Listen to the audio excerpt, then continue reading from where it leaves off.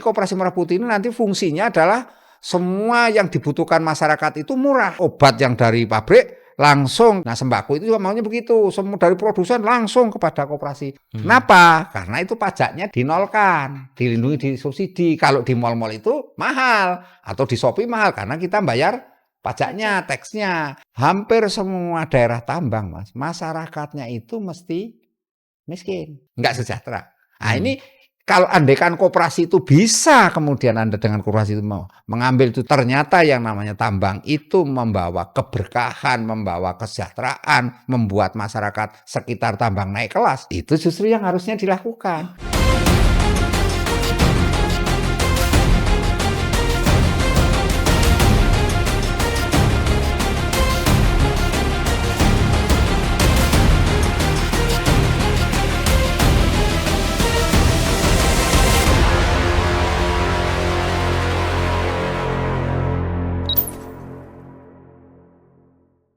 Selamat datang di podcast WIB Waktu Indonesia Go ID Bicara bersama saya Berlian Ayu. Saya Yahya. WIB ngebahas yang penting, Bukan yang yang penting. Oke, Bang Yahya, kali ini kita membahas tentang ekonomi mungkin ya, bisa dikategorikan ekonomi, kemudian gimana perkembangannya di era digital kali ini, dan kita mengerucut sama usaha daerah. Ada Koperasi Merah Putih. Koperasi Desa Merah Putih. Nah, koperasi ini kalau dari kami ya, golongan Gen Z ini sebenarnya koperasi ini sangat asing sih kayaknya. Dulu mungkin pernah terdengar, tapi di daerah-daerah kurang ada suaranya nih. Nah, sekarang pemerintah lagi ada terobosan baru terkait Koperasi Merah Putih. Seperti apa Koperasi Merah Putih, nanti kita bahas nih di sini. Ada siapa nih narasumbernya, Bang Yahya? Sudah ada bersama kita Profesor Trubus Rahardiansyah, seorang pakar kebijakan publik Universitas Trisakti. Ya. Selamat datang, Prof. Selamat datang. Kita panggilnya terima kasih Prof. Ya, Prof. Boleh terima kasih atas undangannya. Semoga semuanya sehat selalu. Dan senang hati saya diundang. Prof ini kan sangat ini ya, ahli nih di bidang ekonomi nih. Sebelum kita bahas Koperasi Merah Putih, kita ingin tahu nih pandangan Prof melihat perekonomian di desa daerah itu seperti apa? Ya, kalau dari sisi seorang kebijakan publik ya, melihat bahwa sejak pandemi COVID ya berakhir, kondisi ekonomi kita sebenarnya mulai membaik. Hanya kemudian ya tantangannya cukup besar gitu ya. Karena apa? Karena kondisi global berubah, kemudian sistem pemerintahan juga berubah. Kan kalau pemerintah kita ini ganti pemimpin, ganti kebijakan. Jadi seringkali yang sudah dirintis oleh pendahulunya itu tidak dilanjutkan oleh penerusnya. Itu kan jadi problem seperti itu. Sehingga bagaimana kondisi ekonomi di desa? Di desa sebenarnya mengalami setelah pandemi COVID itu sudah mulai kebangkitan. Hanya kemudian pemerintah menerapkan kebijakan baru, misalnya kemudian menerapkan banyak pajak, restribusi, kemudian juga harga-harga yang kemudian secara ya entah bersamaan atau entah ada yang mengatakan masif itu naik gitu. Nah, daya beli masyarakat turunlah gitu, kira seperti itu. Nah, kemudian pemerintah waktu itu era Pak Jokowi terakhir, Joko Widodo itu kemudian banyak menggelontorkan yang namanya bansos gitu kan. Entah bansos PKH, bansos Kesrat, segala macam bansos termasuk pendidikan. Nah, tujuannya apa? Sebenarnya untuk memberi istilahnya itu ya pemberdayaan lah kepada masyarakat. Tetapi memang prakteknya kemudian ini implementasinya ternyata harapan itu beralih atau bergeser. Satu ada yang bergeser ke politik karena kemudian itu dipakai untuk mencari mendulang suara, kepentingan citra politik.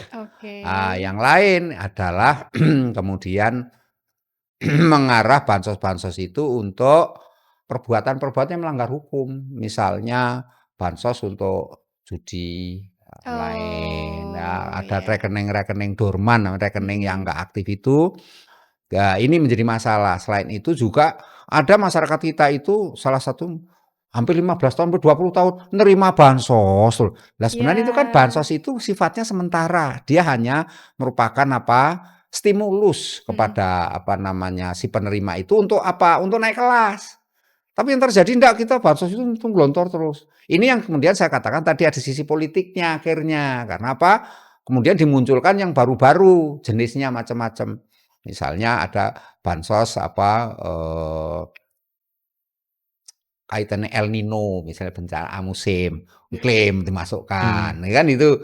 Nah, kemudian ini pun juga pada akhirnya banyak tidak tepat sasaran, banyak yang ini karena banyak juga anggota DPR ada yang terima, PNS banyak yang terima, TNI Polri juga ada yang terima. Pokoknya orang yang nggak berhak itu menerima. Yang membutuhkan malah nggak dapat Yang biasanya, membutuhkan Prof. malah nggak dapat. Terjadi. Nah, kemudian di era-era Pak Jokowi akhir itu terjadi situasi perubahan di mana muncul kondisi di mana salah satunya banyak pengangguran. Jadi artinya di PHK, banyak perusahaan tutup karena kenapa? Karena pemerintah istilah dalam tanda gagal menjaga yang namanya perekonomian di tingkat bawah itu stabil. Bukan itu sehingga yang terjadi kemudian saya melihatnya itu justru kepada masyarakat itu seperti tak berdaya, Mbak. Tak berdaya menghadapi ini, yang ada adalah kebutuhan sehari aja udah cukup. Nah, seiring itu bergantilah pemimpin, pemimpin berikutnya Pak Prabowo.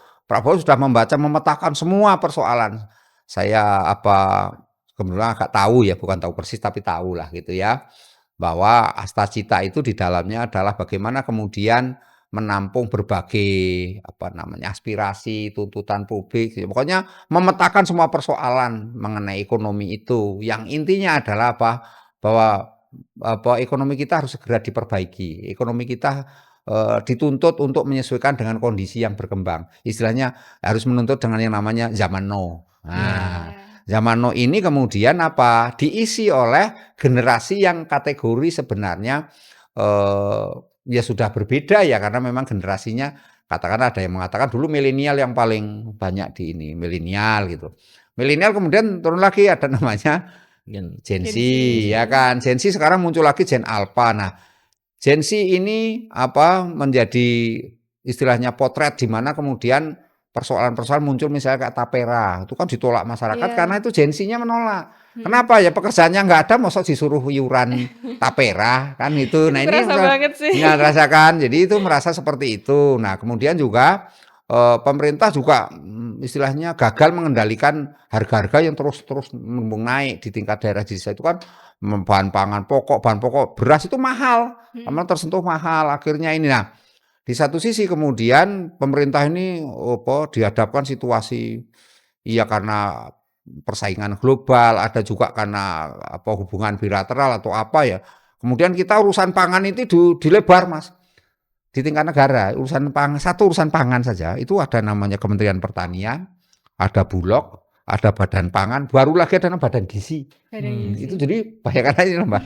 Pertanyaannya kemudian ketika terjadi Badan Pangan kemarin sempat terjadi ada bahasa pelanggaran kan, akhirnya si kepalanya kan diberhentikan itu karena diduga melakukan impor pangan yang sesungguhnya tidak dikatakan tidak dibutuhkan. Nggak tahu lah kita intinya itu. Kemudian dia sekarang Badan Pangan malah dikelola langsung sama Kementerian Pertanian. Saya kan rangkap jabatan kan Menteri Pertanian sekarang ini sebagai Kepala Badan Pangan. Ini jadi kalau melihat itu yang terjadi, bagaimana perekonomian di daerah daerah makin hari memang ini turun, rasanya turun dan penerima bansos itu tambah terus, Mas. Karena itu pemerintah pun akhirnya mengocok, apalagi kemudian ukuran miskin itu berubah.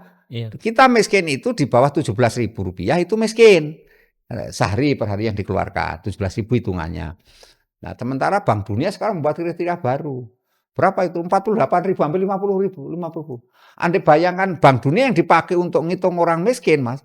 Wah, 60% orang Indonesia miskin semua. Maka yang terjadi adalah Adalah bansos yang digelontorkan lebih banyak lagi dan kita dihadapkan nggak mungkin dong kita bergaya istilahnya menjadi negara G20, Mas. Apalagi kemarin Wapres kita Gibran di KTT 20 Johannesburg itu mewakili dan kita pernah menjadi penyelenggara waktu di Bali itu sebagai anggota G20. Berarti artinya apa? Kita turun kelas dong kalau mengikuti bahwa kemiskinan dipatok oleh Bank Dunia itu kita ikuti. Sementara kita akhirnya ikuti yang yang 17.000 itu. Nah, untuk menutup itu semua kan kemudian pemerintah membuat banyak sekali program-program isinya sebenarnya lebih banyak ke subsidi kan, subsidi untuk orang miskin. Agar apa? Masyarakatnya orang miskinnya berdaya, artinya kuat tahan. Nah, jadi berbicara ekonomi di bawah, akhirnya ekonominya ya ekonomi ini Mbak, hanya kebutuhan dasar saja. Tidak ada beli sesuatu orang apa namanya bawah itu ya hanya orang ekonomi kok di kampung-kampung lah saya perhatikan itu ya hanya cukup untuk makan, hanya untuk ini sehingga untuk sekolah-sekolah anaknya kan sangat jarang kan. Ya. Sehingga muncul gagasan baru dari presiden misalnya sekolah rakyat ya kan itu kan untuk menampung itu semua Mas. Jadi kerangkanya Dan ke sana. Koperasi Merah Putih nih yang Nah, mau salah kita satu koperasi merah bahas. putih ini memang menarik untuk didiskusikan karena tadi disinggung oleh Mbaknya ini sebagai Gen Z ya, Amanda itu Gen Z. Iya. Memang Baru koperasi merah paham. putih itu nggak eye-catching itu, ya kan nggak Oh eye-catching iya Pak, apanya? kebijakannya tadi Pak Prof bilang ganti kepemimpinan, ganti kebijakan. Nah, begitupun juga dengan kita baru lagi mendengar adanya koperasi Desa Merah Putih ini. Nah, tentu ini kan ada range waktu yang memang kita sempat melupakan Ya. koperasi ya ini koperasi. Nah, apakah dengan kondisi yang Bapak ceritakan di desa, di daerah, apakah adanya koperasi ini masih relevan dengan kondisi saat ini? Kalau dikatakan relevan sebenarnya debatable ya. Karena apa? Karena banyak yang memandang bahwa itu sudah nggak relevan sekali gitu. Yang ngapain nggak ngomongin koperasi karena koperasi itu kan seperti arisan yang dilegalkan kemudian ujungnya hanya untuk kebutuhan ini mencukupi kebutuhan anggotanya saja. Itu tetapi ada yang berpandangan lebih maksud saya lebih progresif lah ya. Mengatakan bahwa justru koperasi itu sebagai identitas lah ya, identitas Indonesia. Kan itu sokok guru perekonomian kita kan dulu namanya gotong royong sama koperasi loh. Yeah. Nah, jadi itu dihidupkan kembali dan cara-cara yang dipakai oleh konsep baru sekarang namanya Pak Prabowo ini kan lebih bagaimana mendukung koperasi yang berkesan tidak saja hanya mencukupi kebutuhan anggotanya, tetapi juga kebutuhan lingkungannya. Artinya masyarakat yang tidak menjadi anggota pun juga menikmati. Karena itu koperasi tidak hanya urusan simpan pinjam saja, tetapi bagaimana koperasi juga membuka namanya usaha publik.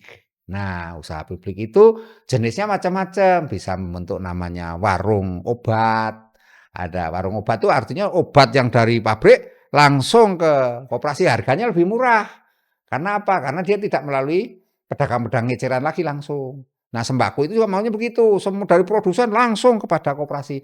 Jadi koperasi merah putih ini nanti fungsinya adalah semua yang dibutuhkan masyarakat itu murah karena tidak melalui yang namanya pedagang-pedagang atau melalui istilahnya itu dealer-dealer lah bahasanya seperti itu. Jadi langsung ke itu yang dimauin oleh koperasi yang ini. Nah, pertanyaanmu apakah itu relevan sekarang? Ya tentu kalau itu yang didalilkan atau itu yang menjadi pijakan ya relevan. Karena apa? Karena kemudian itu yang diinginkan masyarakat itu dalam kebijakan publik itu kan selain efektif, efisien, tapi kan juga berkelanjutan. Nah, karena berkelanjutan berarti koperasi merah putih ini dengan legalitasnya itu kan dianggap sebagai sesuatu yang berkelanjutan. Nah, itu intinya itu seperti itu. Tetapi, nah ini, ada tetapinya. Dalam prakteknya itu kan belum ada desainnya seperti apa? Artinya kita mengatakan roadmap-nya seperti apa?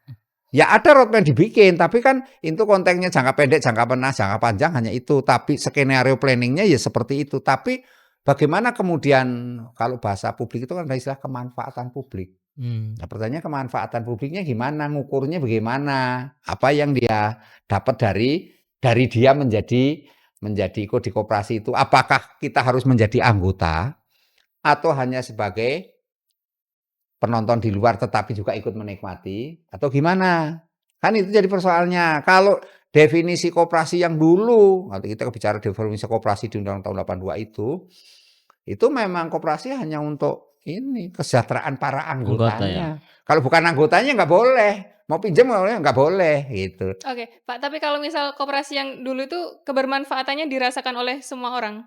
Dimanfaatkan semua orang memanfaatkan, cuman manfaat pengertiannya lebih kepada anggota. Anggota ya. Jadi kalau di luar anggota ya dia hanya ini, apa istilahnya, menikmati tapi ya eksternalitas doang, Mbak. Jadi artinya ya nggak langsung ya. Misalnya gini, saya anggota, Mbaknya bukan anggota.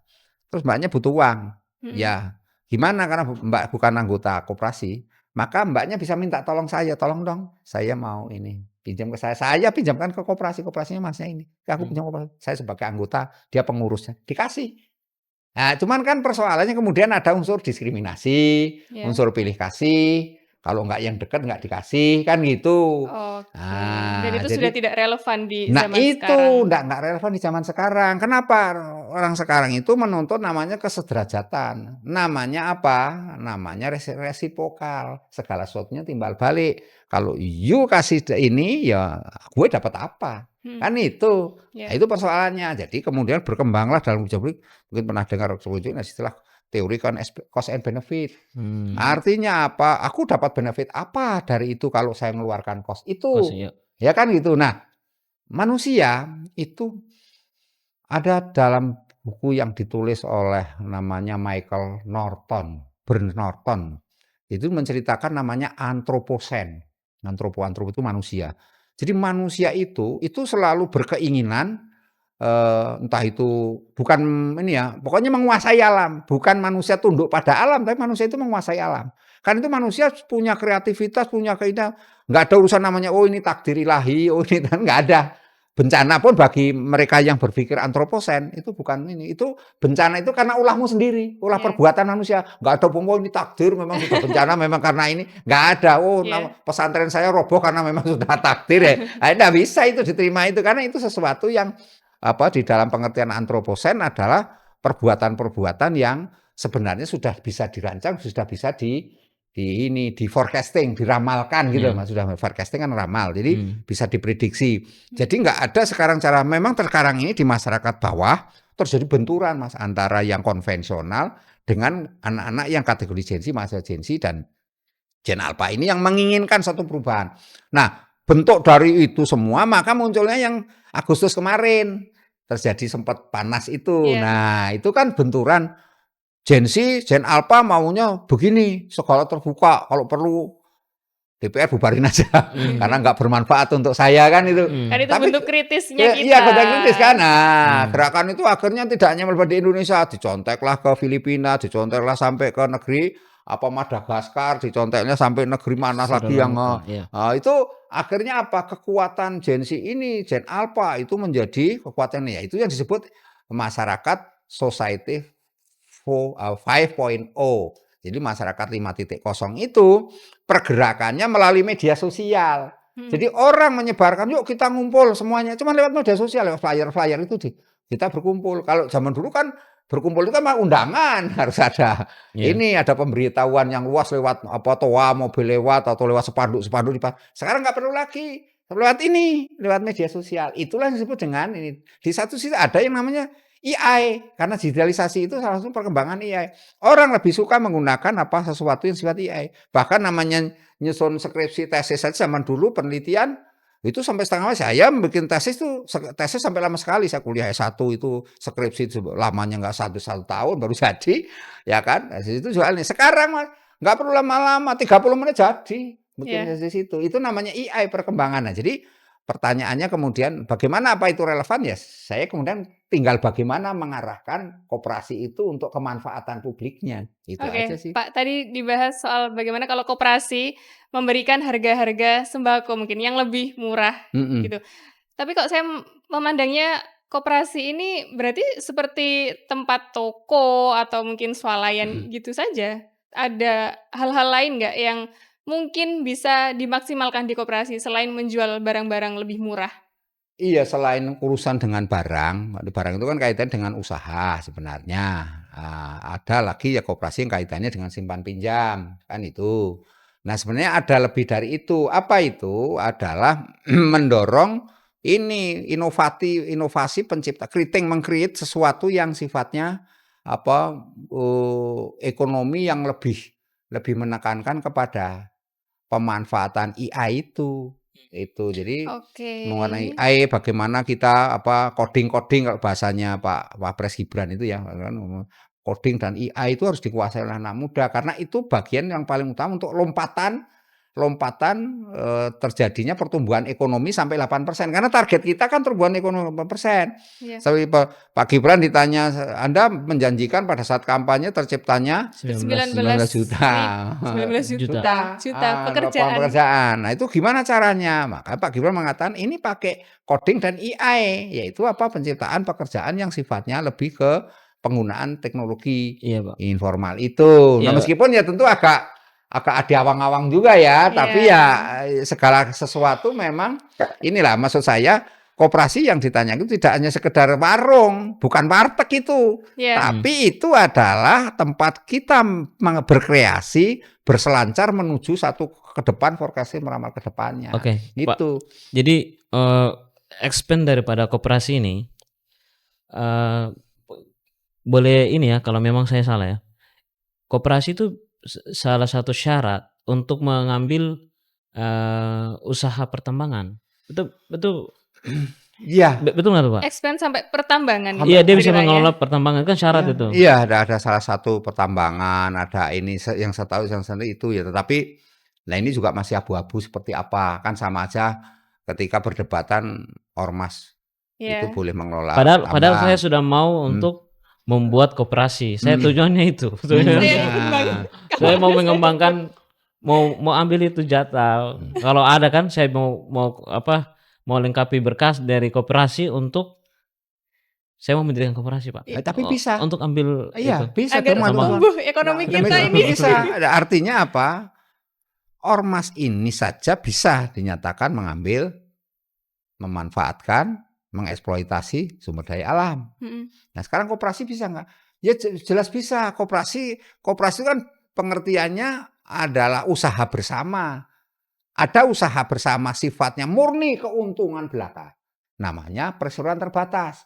Undang-undang PT Undang-Undang Nomor 40 Tahun Perseroan Terbatas dan Undang-Undang Ciptaker itu meng-create sebuah, kita carilah keuntungan sebesar-besarnya. Tetapi persoalannya koperasi ada yang unik. Dia ada sisi sosialnya. Enggak semata-mata dia cari untung. Karena itu kan kalau ketika Anda berpikir koperasi bagaimana ngambil itu?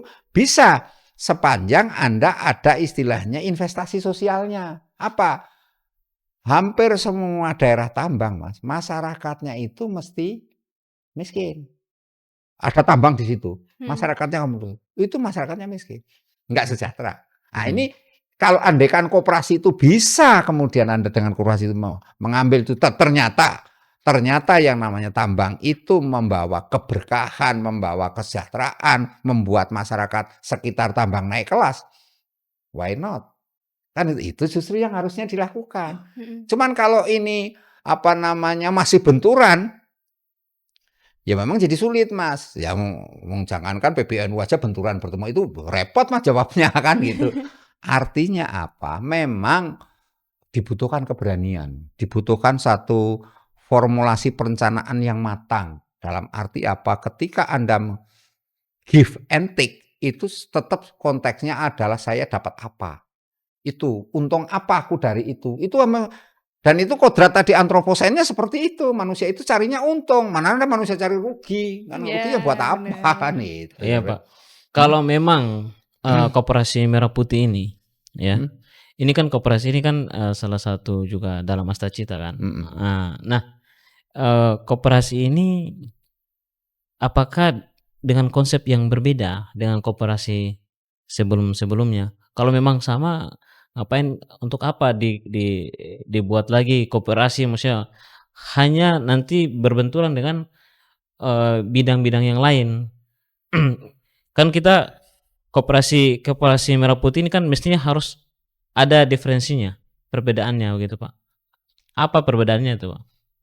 Gini, kalau formasi Koperasi Merah Putih ini perbedaannya adalah dia menggerakkan ekonomi bawah. Itu artinya ekonomi di masyarakat yang bawah. Kenapa? Karena tadi ada sisi-sisi fungsi seperti warteg, seperti warung yang menjual harga murah, padahal kualitasnya sama dengan yang ada di mal-mal itu. Kenapa? Karena itu pajaknya dinolkan, dilindungi, disubsidi. Kalau di mal-mal itu mahal, atau di Shopee mahal karena kita bayar pajaknya, tax-nya. Ini koperasi enggak. Koperasi itu maunya, Koperasi Kawat Merah Putih ya, yang KMP ini maunya produk itu sudah kondisi ya istilahnya orisinil. Orisinil itu perlu ada pajak lagi. Jadi orang beli di situ ya murah karena memang semua restribusi, semua distribusi, logistik dan semuanya itu yang selama ini ada kos-kosnya itu sudah disubsidi oleh pemerintah itu. Gitu. Jadi maksudnya kan sana. Nah, nanti dengan mereka sudah berdaya kuat, ini kan jangka pendek nih, maksudnya kebentuk lah gitu ya. Nah, mereka ini kemudian bisa mengembangkan yang lebih besar lagi. Artinya fungsinya tidak hanya berkaitan dengan urusan warung, urusan warteg, harga jual murah itu saja, tapi bagaimana kemudian dia bisa mendorong suatu kawasan masyarakat, misalnya Pulau Jawa itu serentak untuk ini bersama memajukan yang namanya ekonomi kebersamaan. Karena memang konsepnya kan cenderung konsep ekonomi sosialis sebenarnya itu. Dan kalau Anda pelajari ekonominya Pak Hasyim Joyo Kusumo itu arah ke sana. Jadi ini yang harus kita tegaskan bahwa sesungguhnya ya kemanfaatannya memang besar ketika kemudian kita mampu mendefinisikan ulang sekaligus bagaimana merekonstruksi terhadap keberadaan koperasi ini sendiri. Toh koperasi nama just name. Just name ini kita definisikan lagi. Boleh kok diterjemahkan. Bagaimana? Karena supaya koperasi itu bisa kompetitif dengan namanya perusahaan. Kalau perusahaan kan murni benar nyari untung. Namanya orang nyari untung ya udah. Tapi koperasi nggak bisa nyari untung toh. Ada juga sisi membantunya. Apalagi sekarang ada istilah ESG ya, environment social governance. Jadi tata kelola yang sifatnya sosial. Itu kan harus ada. Nah, kalau pemerintah, kalau misalnya perusahaan, adakah itu? Ya ada, sudah ada CSR, undang-undang CSR dia 32 itu mewajibkan dia melunturkan itu. Itu sosialnya itu tok. Tapi koperasi maunya ngan itu tok. Koperasi lebih dari itu. Artinya ada koperasi memberikan kepada masyarakat, tapi masyarakatnya itu juga ada timbal balik. Ambilnya apa? Ya udah aku ikut jadi anggota koperasi, aku menjadi anggota, aku juga ikut ini gitu. Jadi masyarakat yang disubsidi, masyarakat yang mendapatkan harga murah atau barang yang bagus itu, dia jangan hanya kemudian wah saya senang mendapatkan barang murah, tapi juga Anda harus berpikir bagaimana berkontribusi atau memberi ya kuenya juga kemanfaatannya untuk orang lain. Nah itulah sifatnya jadi gotong royongnya tetap ada Mas, begitu konsepnya. Oke, Pak, tadi kalau dibahas soal Koperasi Merah Putih yang sangat visioner, apalagi juga ada ekonomi sosial di dalamnya. Tapi kenyataannya Pak, banyak koperasi Merah Putih itu yang tutup di daerah-daerah. Iya. Alasan utamanya itu apa Pak? Kenapa itu Pak? Kalau salah satu pendiriannya itu tidak melalui ini kalau bahasa kita kan harusnya sekolah dulu ya. Istilahnya belajar mengenai koperasi Merah Putih itu seperti apa. Belum ada pelatihan berarti? Ya, belum ada pelatihan, jadi pemerintah daerahnya belum siap. Tetapi sengaja dibuka sebenarnya untuk memperkenalkan nama koperasi Merah Putih itu. Baru itu saja sebenarnya. Nah, ketika kaitkan, kalau begitu masyarakat akhirnya memandang baru berdiri, terus masyarakat berbondong-bondong tuh karena informasinya bisa pinjam sampai 3 miliar misalnya maksimalnya, kemudian bisa mendapatkan barang yang murah. Ternyata kan barangnya nggak ada, di situ nggak ada. Ya apa? Karena pihak perbankan yang ditunjuk sendiri, Bank Himbara itu belum mengucurkan itu, artinya masih ditahan. Waktu itu kan menterinya masih Bu Sri Mulyani yang Menteri Keuangan. Nah sekarang kan menteri yang baru Pak Purbaya, 200 triliun itu ditaruh ke Bank Himbara supaya bank-bank itu meminjamkan gitu supaya perekonomian naik, tumbuh maksudnya seperti itu. Jadi artinya apa itu?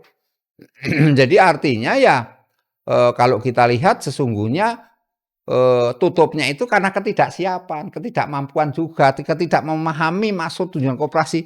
Di kalangan masyarakat kita koperasi itu yang masih sama dengan koperasi itu ya arisan itu, Iya, masyarakat iya. yang dilegalkan. Kayaknya butuh redefinisi mindset Mhm. kita terhadap koperasi merah putih ini, Dan ya Kak. reposisi mungkin ya, Iya, Bang, ya? Iya, jadi sebagai seorang, pengamat kebijakan publik, melihat dari sisi tata kelola yang ada di, koperasi merah putih seharusnya seperti apa, Pak? kalau tata kelolanya itu saya melihat memang harus istilahnya harus didekonstruksi ulang lah gitu ya. Supaya apa?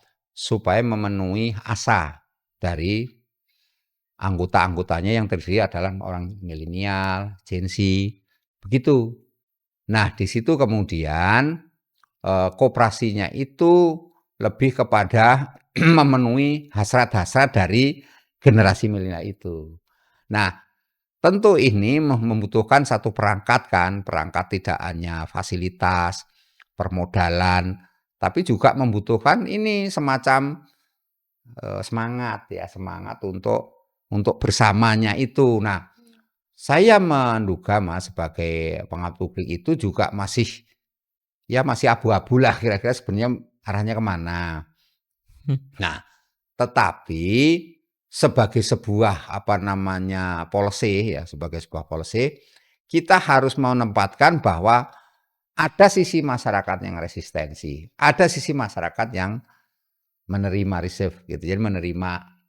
Nah, kalau begitu maka koperasi merah putih yang ditanyakan Masnya ini, itu bisa menjawab itu semua kalau repositioning-nya jelas, kemudian dia memang memberikan kemanfaatannya jelas, terukur, pengelolaan transparan itu pengelolaan yang di mana melalui perencanaan formulasi kebijakan. Jadi perencanaan itu maksudnya ini, kita itu mau apa sih? Oh saya mau apa, mengurus khusus pangan. Lah berarti bagaimana Anda merencanakan pangan apa saja yang kedepannya itu sangat dibutuhkan masyarakat kita. Ya. Masyarakat kita kan pangan selalu orientasinya ya beras kalau untuk Mhm. ini gitu. Terus kita memikirkan sesuatu bagaimana kalau pangan ke depan diganti non beras. Mhm. Nah ini kan sesuatu yang disebut, itulah koperasi maunya seperti itu. Mewujudkan satu cita. Nah itu kan kemanfaatannya jauh lebih besar daripada kita mengkonsumsi beras. Karena beras itu kita repotnya kan apa? Kalau kita mau swadaya pangan khusus beras, Indonesia negaranya iklimnya itu berganti-ganti. Artinya iklimnya iklim tropis, tapi juga lahannya untuk menanam sendiri sudah banyak beralih fungsi. Iya. Kan sawah sekarang jadi ada tempat industri, tempat permukiman, tempat Mhm. apa. Jadi sawahnya makin minim. Sawitnya Nah, makin banyak. sawitnya bagi banyak, yang terjadi itulah yang di Sumatera itu. Iya. Kesimpulannya apa yang kita sampaikan adalah bahwa repositioning ini dibutuhkan dalam rangka untuk meletakkan bahwa koperasi itu sesuatu yang dibutuhkan, sesuatu yang memang bermanfaat langsung kepada masyarakat. Jadi bukan anggotanya, jadi kita lepas namanya anggota sudah nggak ada lagi. Yang ada adalah ini, apa namanya, masyarakat itu yang membutuhkan. Nah, ketika nanti dibuka, harganya murah, karena apa? Karena dia ngambil langsung dari induknya langsung. Maka harga itu bisa menjadi bermanfaat karena publik kemudian daya belinya makin naik karena dia apa namanya membeli sesuatunya itu murah tapi barangnya berkualitas. Ya, Pak Prof, eee, Ya, perihal, koperasi merah putih ini juga bersentuhan dengan masalahnya inklusivitas ya. pendanaan. Nah, eee, sudah ada, BUMDes, Mhm, ya, Badan Usaha Milik Desa, kemudian ada juga dana desa. mhm. Nah, koperasi merah putih ini kalau mau bertumbuh harus positioning dia dengan pendanaan itu seperti apa? Katanya jangan sampai mixing gitu, campur dengan dari tadi BUMDes dan, eee eee, dana desa itu, lalu masuk ke dalam sini, ke apa, pengelolaannya ini, keuangan di, dan, koperasi koperasi ini, Merah Putih ini, gitu. Kalau setahu saya ya, itu sudah ada upaya satu regulasi untuk memisahkan itu. Memisahkan mengenai bahwa ini urusan BUMDes, ini dana desa, ini urusan koperasi. Jadi koperasi ini terlepas dari itu sebenarnya. Tetapi sulitnya itu di desa ini kan semua tergantung kebijakan kepala desa. Karena kepala desa itu kan punya otoritas dia. Nah, ini yang jadi problem apa? SDM-nya. SDM di desa itu kan seringkali mereka yang mengelola BUMDes, orang BUMDes juga, mereka juga orang yang suka menerapkan dana desa. Akhirnya inilah ke koperasi. Jadi ada sebagian pandangan kemudian wah ini enak nih kaki kita sudah di BUMDes, kaki kita sudah di dana desa, tiba-tiba ada satu lagi tambahan, kakinya Koperasi Merah Putih. Itu tapi itu kan persepsi yang masih dalam konteks ya berdinamika lah gitu. Kalau apa artinya?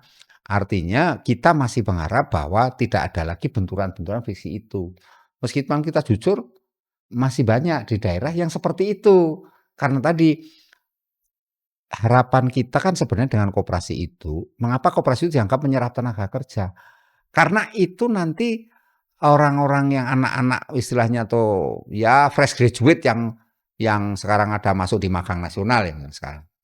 Itu mereka bisa mengerjakan koperasi, mengerjakan BUMDes. Jadi nggak lagi tumpang tindih lagi karena orangnya sudah terpisah gitu loh Mas. SDM-nya sudah terpisah, pengaturan terpisah. Nah, pemerintah membayangkan andaikan saja satu koperasi itu menyerap tenaga kerja sekian ratus, maka dengan adanya koperasi ribuan, koperasi pendidikan itu, Koperasi Merah Putih itu berapa juta tenaga kerja yang bisa diserap. Kan intinya kan ke sana. Nah, cuman itu tadi ini kan proses tak mudah, tidak semudah membalikan tangan satu. Yang kedua, koperasi ini sudah terlanjur dipahami bahwa itu hanya bagi-bagi kue sesama anggota. Kan itu. Kemudian dalam koperasi itu banyak sekali penyimpangan-penyimpangan. Uangnya dibawa di gondol pengurus lah, disembunyiin lah sama ini. Kayak begitu Pak ya? Ya iya. Ya kan karena nggak ada pengawasan, nggak ada kan koperasi itu kan trust intinya. Nggak ada pengawasan secara ketat kan nggak ada, evaluasi juga jarang. Itu sehingga muncullah pengurus koperasi, banyak koperasi-koperasi yang akhirnya pernah saya sampai ke mana itu di Gorontalo itu itu ada Teluk Tomini, itu ada koperasi-koperasi banyak sekali untuk kaitan dengan pengelolaan ikan ya untuk peningkatan masyarakat. Tapi ya karena nggak mampu mengelolanya, Mas. Ya akhirnya mereka banyak yang tanda petik mati suri gitu kan. Jadi nggak aktif lagi. Nah, kemudian ini oleh Koperasi Merah Putih dihidupkan, Mas. Nama itu tapi cara pengelolaannya dirubah. Dirubah mindset-nya dirubah, pengelolaannya berubah, kemudian segala manajemen resikonya dirubah semua. Gitu. Merubah apa? Merubah sesuai dengan kebutuhan masyarakat sekarang zaman now itu. Maksudnya seperti itu. Tetapi memang itu kan konseptual. Bagaimana nanti teknis mekanisme prosedurnya? Kalau orang hukum, lah ini tantangannya harus disusun dulu, harus ada. Tapi kan pemerintah mau udah jalan aja dulu. Jalan dulu. Kalau nggak dicoba-coba ya kapan ini? Pemerintah kan berkejaran dengan yang namanya waktu. Waktu apa? Waktu pemerintah itu berkuasa. Kan gitu. Prof, yang Prof dapati di Gorontalo itu memang hidup kembali? Iya, itu yang mau dihidupkan kembali dengan Koperasi Merah Putih itu gitu loh. Jadi kalau dulu pada saat itu memang sempat nggak aktif karena memang kondisi permodalan tadi, kepengurusannya nggak, pokoknya manajemen lah banyak yang ini. Nah, dengan Koperasi Merah Putih ini di berbagai daerah, tidak di berbagai daerah itu harapannya pemerintah ini dihidupkan lagi dengan cara pengelolaan yang berbeda. Jadi nggak ada potensi yang namanya penyimpangan, potensi fraud, potensi korupsi itu nggak ada karena apa? Semua pakai digitalisasi. Iya, itu kan harapannya Pak. Tapi di lapangan kan berbeda dan salah satu tantangannya adalah terkait transparansi. Bagaimana koperasi itu dikelola dengan transparansi? Mungkin ada nggak Pak caranya agar transparansi itu bisa dilakukan dan mendapat trust dari anggota maupun masyarakat sekitar? Transparansi bisa dilakukan kalau pengetahuan terhadap pengelolaan Koperasi Merah Putih itu memadai. Artinya apa? kita membutuhkan hari ini membutuhkan beras sekian ton, Ya. ya kan? Berarti sekian ton itu untuk mencukupi berapa warga yang ada di kan ini pengertian tidak hanya untuk anggota tapi untuk masyarakat semuanya.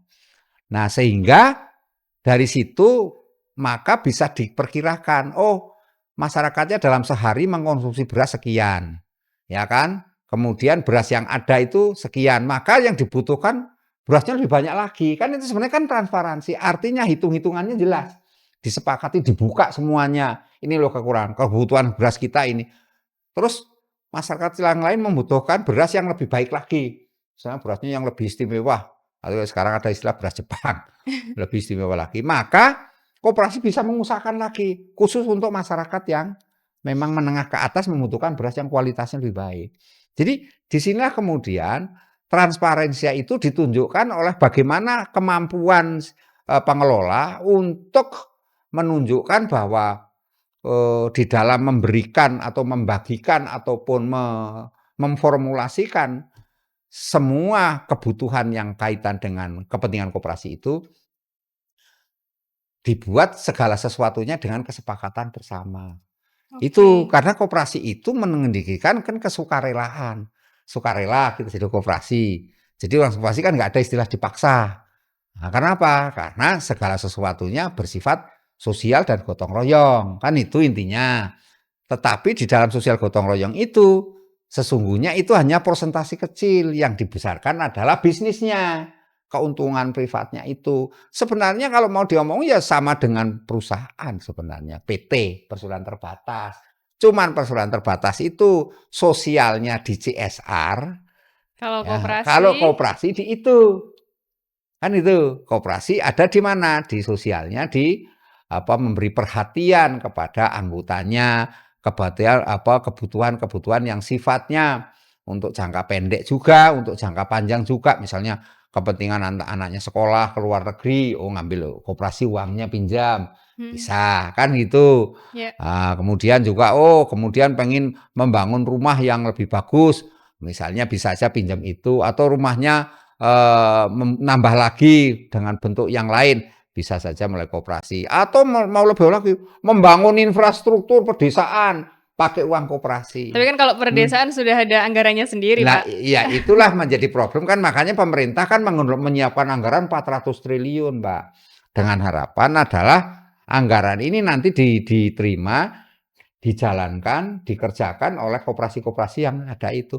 Kalau isinya sebenarnya kalau dipikir ya sama dengan perusahaan terbatas itu, Mbak. Cuman ini namanya kita koperasi, bukan kalau perusahaan terbatas ya udah peruntukan undang perseroan terbatas Undang Nomor 40 itu, Mbak. Oke. Nah, kalau ini kita maunya koperasi itu yang transparan dalam pengertian pembagian keuntungannya. Kemudian ya di PT juga sama, keuntungannya juga transparan kan, sahamnya berapa, ini berapa kan. Itu juga maunya seperti itu juga sama. Kemudian kalaupun nanti ada kerugiannya seperti apa ditanggung bersama, termasuk memberikan sanksi-sanksi kalau si pengurus yang dipercaya tadi kan ini harusnya trust, dipercaya jadi melanggar hukum, misalnya korupsi atau dia menyembunyikan harta atau dia melakukan istilahnya malpraktek, maladministrasi gitu ya. Nah, itu tinggal dikasih sanksi-sanksi yang sudah ditetapkan bersama, tapi memang sanksinya lebih kepada ini kalau saya sih melihatnya sanksinya lebih kepada apa, Pak? Sanksi moral?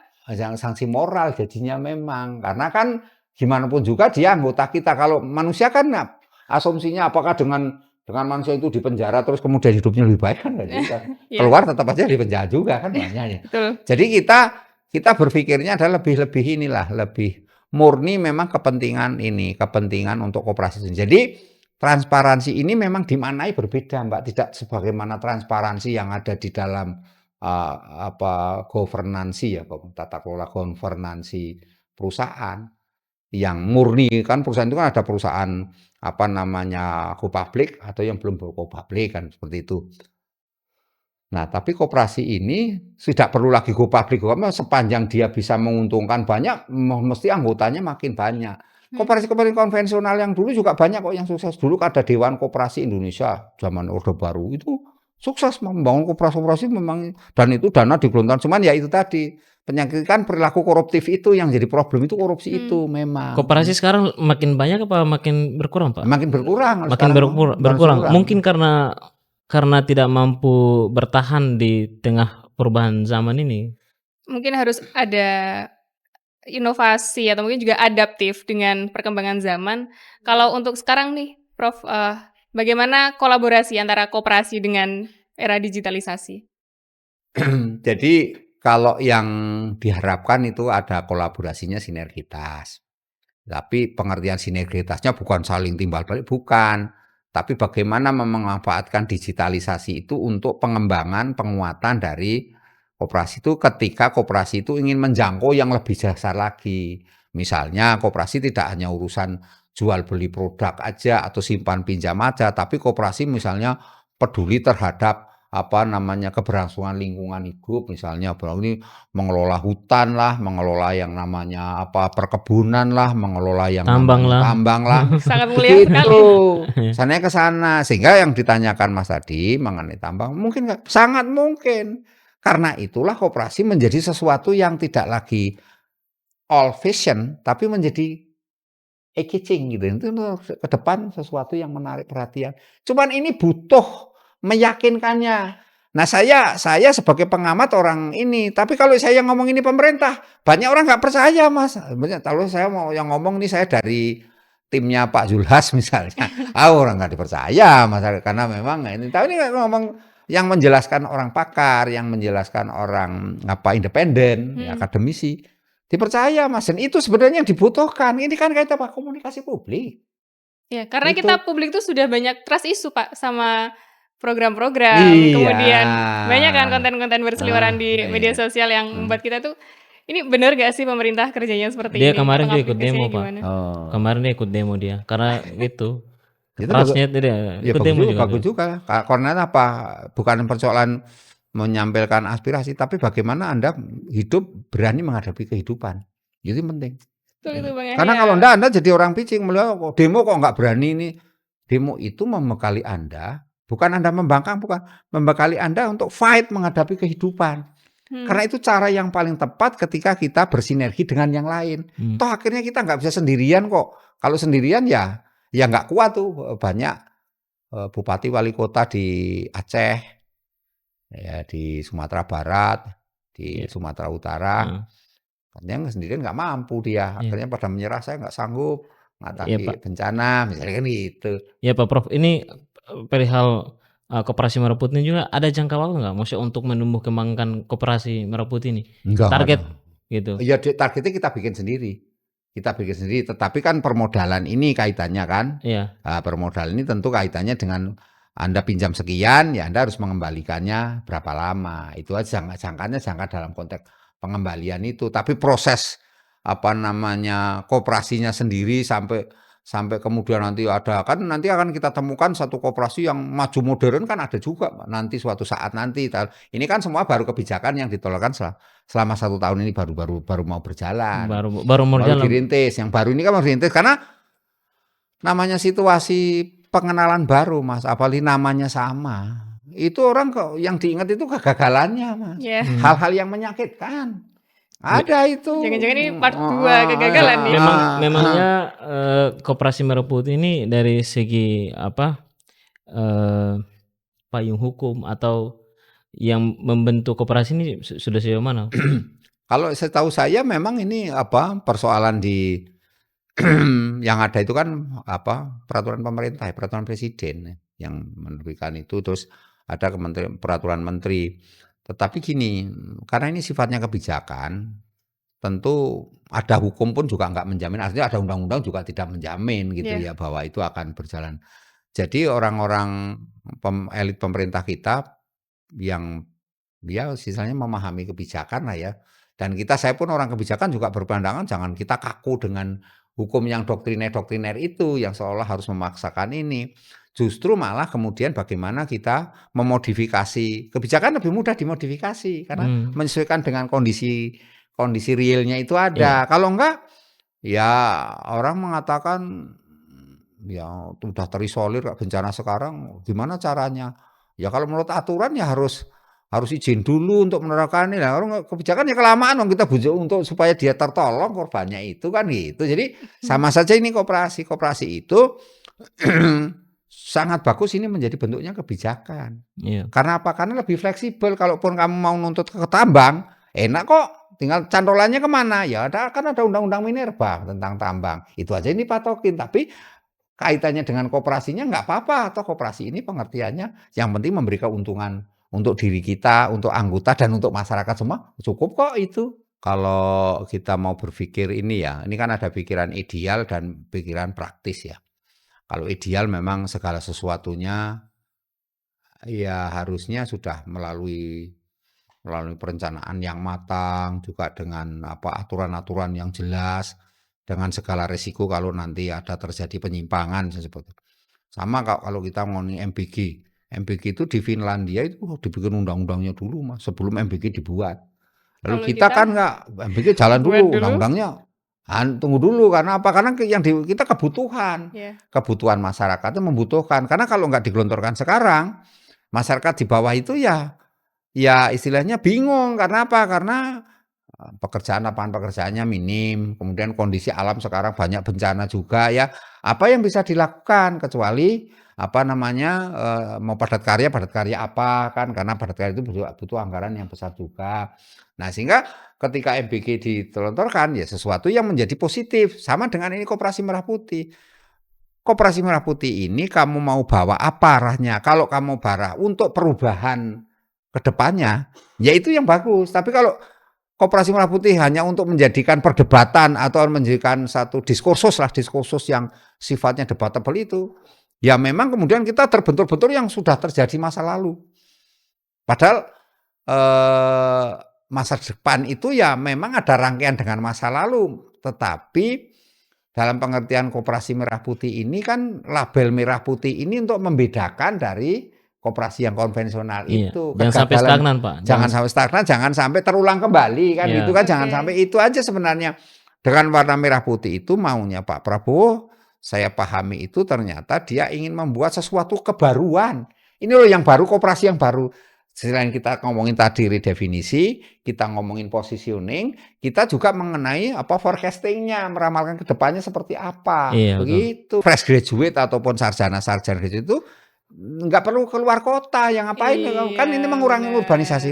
Mas Mbak, andaikan saja dana desa itu dulu itu ini dengan baik. Minim Mas orang melakukan urbanisasi. Ngapain juga ke kota? Di desa aja banyak pekerjaan. Ada desa-desa di Jawa yang sudah masyarakat keluar itu sudah sedikit. Jadi berkurang. Daerah Jawa Tegal, Jawa Tengah banyak Tegal. Ya, itu sudah mulai keluar itu mulai sedikit, lebih banyak ke dalam karena apa? Dengan dana desa itu dia bisa mengelola segala hal. Ada melihara kambing, melihara hewan sapi lah katakan seperti itu. Tapi koperasi ini juga bisa Mas, misalnya ini setiap tahun kita mau lebaran, mau Nataru, apa yang dibutuhkan Nataru? Ya kita siapkan. Kan itu. Syukur kita mau lebaran, hari raya kurban, apa yang kita siapkan? Binatang apa yang disukai? Misalnya sapi, ya kita usahakan ternak sapi sekarang sebanyak-banyaknya. Malah sekarang adanya MBG, susu sapi sangat dibutuhkan sekaligus kita ini. Itu caranya seperti itu. Oke. Tapi kalau kita masih berpikir bahwa ini koperasi sesuatu yang membebani, koperasi ini hanya ujung-ujungnya akan hanya menguntungkan segelintir orang. Nah, ini jadi memang kan semangatnya jadi berbeda. Itu ya. Tapi kita percaya bahwa ini koperasi sesuatu bagus. Memang perlu ini kok, perlu selain diskusi kayak gini perlu juga diubah strategi, dirubah paradigmanya, sekaligus dirubah metodenya. Oke, Bapak terakhir, bagaimana memandang Koperasi Merah Putih ini? Harus ada gebrakan apa di Koperasi Merah Putih? Ya gebrakannya yang harus dilakukan adalah langsung mengarah ke kemanfaatan aja. Jadi kemanfaatan publik saja supaya kalau kita nanti hanya berdebat dalam konteks apa yang sudah terjadi atau sudah dipraktekkan, ya nanti ujung-ujungnya kayak kemarin koperasi dibuka, seminggu kemudian tutup. Kan itu karena masih berpikir orangnya seperti itu, infrastrukturnya seperti itu. Jadi gebrakannya langsung aja bikin koperasi yang langsung bermanfaat Mas. Jadi masyarakat langsung mencintai koperasi itu. Oh saya membutuhkan toh masyarakat kita ini enak kok Mak. Cenderung melupakan apa yang sudah terjadi. Masyarakat kita udah mikirin masa depan, kita masa depan. Artinya apa? Ketika gebrakan koperasi lebih kepada kebutuhan dasar masyarakat yang bermanfaat itu, pasti itu yang akan ini. Ada pangan lah, ada kebutuhan energi, ada kebutuhan pakaian, ada kebutuhan yang sifatnya rumah misalnya, atau sifatnya teknologi kalau sekarang jangka panjangnya seperti itu. Bagaimana kita bisa mengembangkan teknologi yang berdaya guna untuk masyarakat. Misalnya sekarang orang lagi ngambil padi, memungut padi itu harus pakai, zaman dulu kan harus dipotong pakai ini, sekarang harus pakai Udah ada traktor. mesin. Anda pakai mendatangkan traktor yang bisa lebih cepat, lebih panen, dan sekarang bisa diatur. Dulu panen hanya setahun 2 kali di tempat saya, sekarang bisa 3 kali, bisa 4 kali. Kenapa? Karena usia padi itu Teknologi. juga bisa diperpendek. Dengan itu hasilnya lebih banyak lagi. Kan itu hal-hal yang harusnya lebih ini. Dan itu yang gebrakan itu yang dibutuhkan. Kebetulan langsung masyarakat bisa menerima itu. Karena masyarakat sekarang maunya instan kok. Ya instan, begitu ada rasa, oh ya ini pahit, oh ya ini manis, langsung. Oh ini manis. Masyarakat kita maunya kan ada banyak pilihan. Begitu pilihannya dia yang paling diutamakan adalah yang manis itu dulu. Kalau kita tesnya manis, ini yang kupilih. Manis itu bisa karena murah, bisa karena Oke, siap. Siap. Harapannya besar ya Pak untuk Iya. Koperasi Merah Putih agar ekonomi tumbuh dan juga ada kebermanfaatan untuk masyarakat sekitar. Mungkin itu saja ngebahas kita pada episode kali ini. Saya Berlian Ayu, Saya Yahya. WIB, ngebahas yang penting bukan Bukan yang pening. pening.